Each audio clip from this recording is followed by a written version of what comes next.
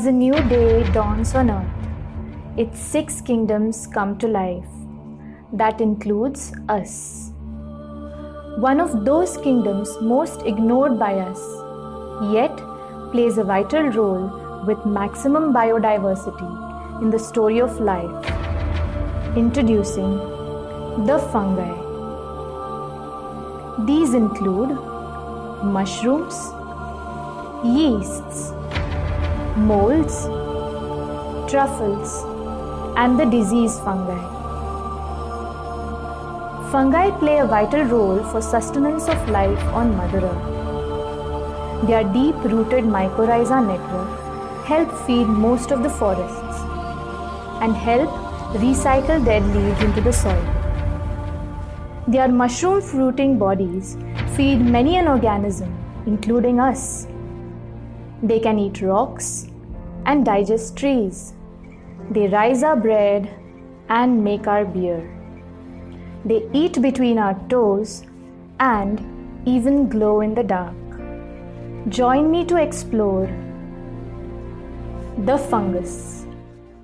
Hello students, my name is Prof.Prachi Halgekar, and like I have introduced earlier, we are going to take a journey through one of the most exciting kingdoms in your living organisms, that is kingdom mycota. Now, before we get on to the details, I want to give you a brief idea of what we are going to be including in this video. So, we will be studying every basic thing about fungi today. You will be studying what type of cell they possess, where they live, eat, and how they reproduce to sustain in the living world. So let's begin. Fungi are all eukaryotic organisms. Now, you've already heard of the word eukaryotes before, in which the term eu stands for true and karyon stands for nucleus. So these organisms comprise of true nuclei, that means a well-developed nuclei, and very well-developed cell organelles inside their cell. They are all multicellular organisms, which means their body is made up of more than one cell. Now, there are a few exceptions here, wherein you will find certain organisms which are unicellular. The most common example for a unicellular fungus is yeast. I'm sure most of you have heard of yeast before, and we will be discussing the structure of yeast later on. Now, moving on to where they live. Where do you find these fungi? Fungi are generally present where there is moisture. So you will find them in moist and damp soils. Also, you will find them on the barks or moist barks of the trees and on dead and decaying material. Now, the reason they are found on dead and decaying material is because they have a special preference for food. They are not autotrophic organisms like plants. They are heterotrophic in nature, and they are special types of heterotrophs, okay, which survive only on dead and decaying material. Such a type of preference for food is known as saprotrophic or saprophytic. So you can say that fungi are saprophytes, which means that they rely on dead and decaying material for food. Next, let's move on to the typical structure or their body. Now, all multicellular fungi are thread-like in nature. Each thread of the fungus is known as a hypha. Singular hypha, plural you call it hyphae. Now, these hyphae are multicellular in nature. That means they comprise of multiple cells. The hyphae in fungi may be of two different types. Now, some hyphae comprise of septa in between them. That means the cells inside them are clearly demarcated with specific demarcations. These type of hyphae are known as septate hyphae. The other type are known as cenocytic hyphae, wherein inside the hypha you will find cytoplasm with multiple nuclei but no clear demarcation between those cells. Such type of hyphae are called cenocytic hyphae. Now, the cell of the fungus comprises of a cell wall which is made by a special component known as chitin. Let's move on to what they eat. Like I mentioned earlier, their mode of nutrition, or the mode through which they take food, is saprophytic or saprotrophic, which means that they rely on dead and decaying material for food. There are certain fungi which are parasitic in nature. I'm sure most of you have heard of the word parasite, which means the organism totally relies on another organism to derive nutrition. There is a very special group of fungi which takes part in a process called symbiosis. Symbiosis is a commonly used term which means that two parties are relying on each other and getting equal benefits from each other for survival. So, like you and me have a symbiotic nature wherein I impart knowledge for your exams, in turn, what do you give me?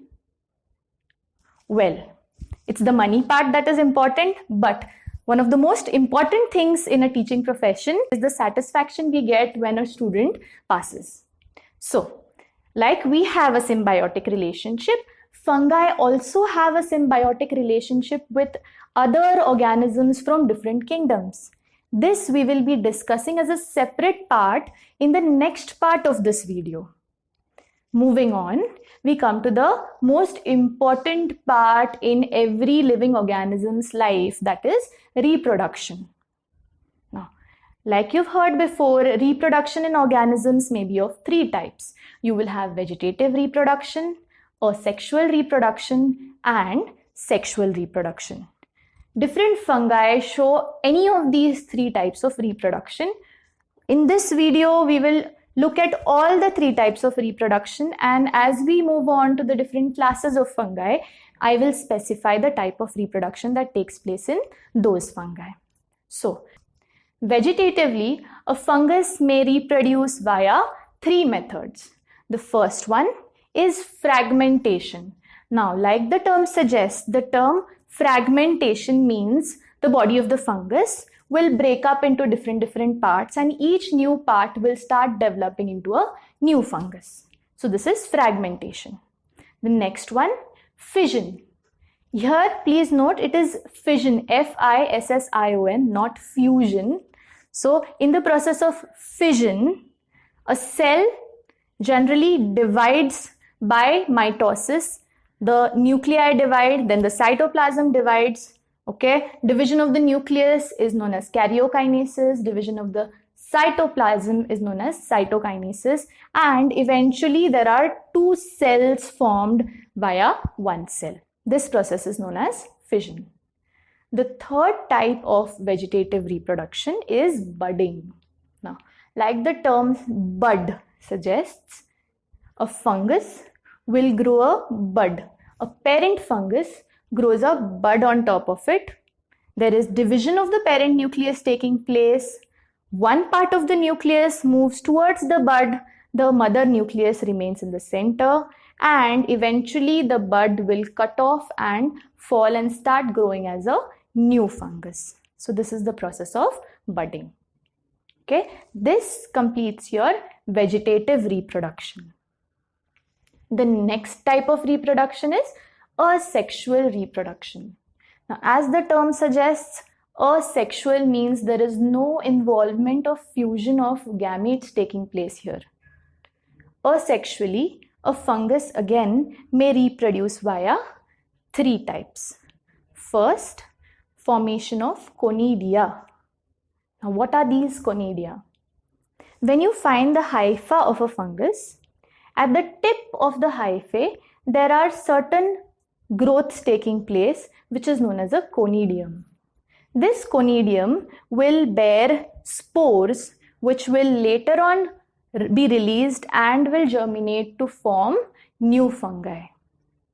Conidia formation is exogenous in nature, which means it forms outside the body of the fungus. The next one we are moving to is via sporangiophores. Sporangiophores are special type of hyphae that are developed on a particular fungus within which the spores are produced. So this process is endogenous, which means that the body of the fungus itself develops into a sporangiophore, and the sporangiophore will develop spores inside it. These spores on maturation are released and they germinate to form new fungi. This is via sporangiophore formation. The third one is via zoospore formation. Now, what are zoospores? The term zoo indicates that they are motile in nature. So, spores formed within the fungi which are motile in nature are called zoospores. So, asexual reproduction via three types: formation of conidia, formation of sporangiophores, and formation of zoospores. Moving on to the next part, we have sexual reproduction taking place. Now, certain fungi which are highly evolved undergo sexual reproduction. The process of sexual reproduction comprises of three steps. The first step is plasmogamy, second is karyogamy, and the third one is meiosis. Now, in this process, what happens is plasmogamy is the fusion of the cytoplasm. So when two hyphae with dissimilar genetic makeup, that means they don't have the same genes, it comes together, okay, there is first fusion of their cytoplasm taking place. This process is called plasmogamy. Okay, then the nuclei of these two hyphae will all come together. This process is called karyogamy because karyon stands for nucleus. Once they come together, a diploid structure is formed. Diploid indicating that there are two sets of chromosomes inside the nucleus now. Now this diploid structure has to be converted into a haploid structure in order to be germinated. So the process of meiosis takes place over here. The diploid zygote which is formed gets divided via the process of meiosis into tiny haploid spores. This process takes place via meiosis. So sexual reproduction comprises of three steps: plasmogamy, karyogamy, and meiosis.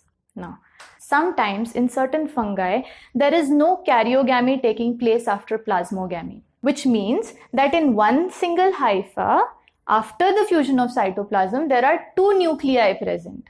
This phase is known as dikaryophase. The fungus remains in this state for a while and later on it gets converted by karyogamy. Let's see how sexual reproduction takes place, via what method sexual reproduction takes place in different fungi. Again, you have three types of sexual reproduction taking place. First one is by formation of oospores, double O, oospores. Okay, in this what happens is the fusion of two genetically dissimilar hyphae takes place and the spores which are formed are already fertilized. So you call them oospores. The second type is by formation of asci, okay, or sac-like structures. Asci possess special type of spores called ascospores. This generally takes place in a special class of the fungus known as ascomycetes. The third is by formation of basidiospores. Basidiospores are formed inside special type of fruiting bodies known as basidiocarps and is seen commonly in class Basidiomycetes. We will be discussing about the elaborate process of reproduction in all these different types later on when you will study classification of fungi. With this, we come to an end of the first part of your video. In the next video, we will be dealing with the classification and the process of symbiosis that fungi are involved in. Thank you.